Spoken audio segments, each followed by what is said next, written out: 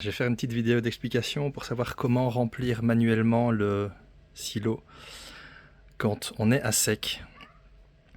Donc le camion il vient brancher ici pour pouvoir alimenter, et donc par là c'est franchement galère de remettre des pellets. Il y avait un trou dans le haut de la toile, et donc j'ai mis un tuyau, je vais vous montrer. Donc là en dessous il y avait un trou. Et d'ailleurs, c'est pour ça qu'il y avait plein de pellets qui étaient vraiment un peu partout au-dessus de la poutre, là. Quand j'ai nettoyé, j'ai tout enlevé, comme ça on récupérait pas mal de pellets. Et donc, j'ai mis un tuyau avec un bouchon.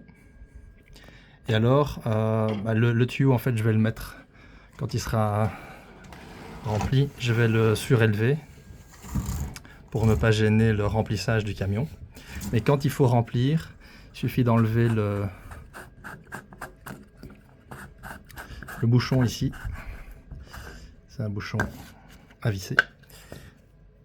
Alors, avec un seau récupéré et un trou de fortune, pour avoir plus facile de remplir. Donc, on bien placer le trou ici. Il faut un peu pousser. Voilà. Et alors comme ça fait un système D de fortune pour pouvoir alimenter le silo à la main. Et moi ce que je fais, c'est que j'utilise un fond de sac pour avoir plus facile de monter les sacs.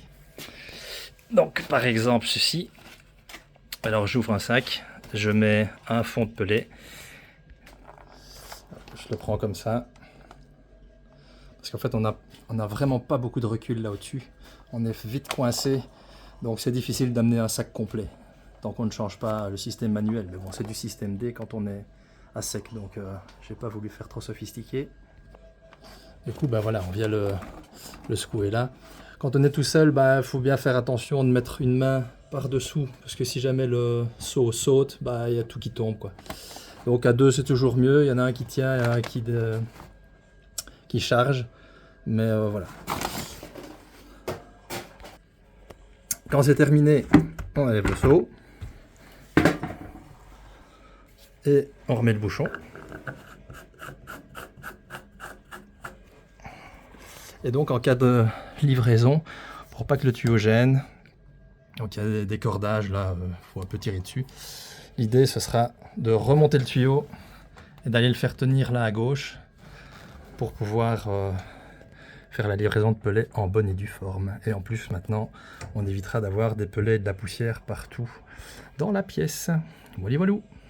Et quand on a rempli, c'est toujours bien d'aller secouer le sac dans tous les sens pour que les pellets soient bien au centre. Voilà. On fait un petit tour. C'est quand même du en attendant, mais comme ça les pellets sont bien au milieu pour partir dans la vis enfin.